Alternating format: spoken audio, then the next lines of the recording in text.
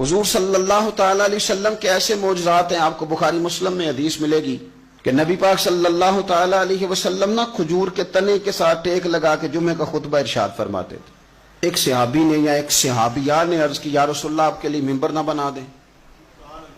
فرمایا بنا دو۔ 3 سیڑھیوں والا ممبر بنا دیا گیا، حضور ممبر پہ جلوہ فراز ہوئے، اور جس تنے کے ساتھ ٹیک لگا کے خطبہ دیتے تھے اس کے قریب سے گزر کے گئے تو صحابہ فرماتے ہیں وہ اس طرح رویا جس طرح بچہ رویا کرتا ہے۔ اس کا دل تھا جس نے محسوس کر لیا کہ میں بچھڑ گیا ہوں، اس کی آنکھیں تھیں جس سے اس نے آنسو بہائے، اس کا سینہ تھا جہاں سے ہچکیوں کی آواز آئی تھی، کھجور کا تنا خشک، لیکن حضور قریب سے گزر گئے نا تو وہ رو پڑا کہ مجھے یہ سعادت ملتی تھی تو اب یہ کیا کیفیت ہوئی۔ صحابہ کرام علیہم رضوان فرماتے ہیں ہمیں تو سمجھ نہیں آ رہی تھی کیا ہو رہا ہے،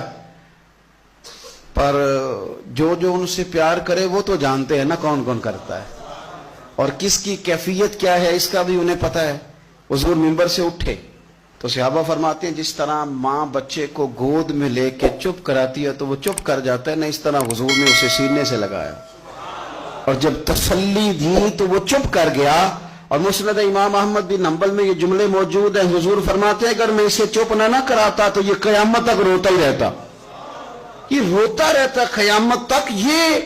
کیفیت ہے رسول کریم کے معجزات کی کہ وہ تنا جس کے ساتھ حضور صرف ٹیک لگا دینا اس کے اندر حس پیدا ہو جاتی ہے۔